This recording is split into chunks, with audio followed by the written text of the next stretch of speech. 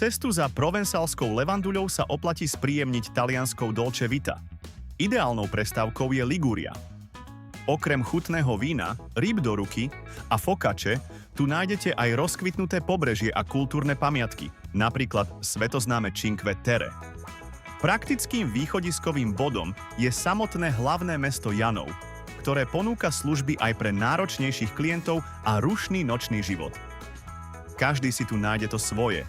Obchody, akvárium, Krištofa Kolumba alebo požičovne lodí pre všetkých, čo si bez obmedzení chcú vychutnať nádherné prírodné pláže v okolí.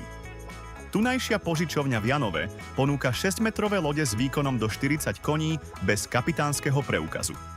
Na rozdiel od požičovní na jazerách, tu vám nepožičajú čln na hodinu, ale minimálne na pol dňa.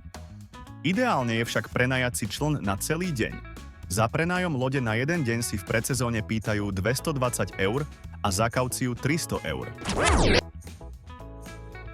Alebo s Caverali kartou za 10 eur 35 centov. To je presne toľko, koľko zaplatíte za jednu fokaču. Takto vám však zostanú voľné prostriedky na plný piknikový košík.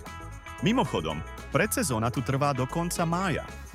Keď vás prestane baviť rýchla jazda po vlnách, je len na vás, kedy a kde sa zastavíte na chutnú rybu v malebných dedinkách na pobreží alebo na ktorej pláži sa okúpete.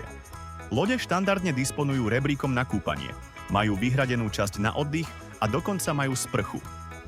Takto si každý užije ligurské pobrežie naplno. Pre viac tipov navštívte caveroli.com.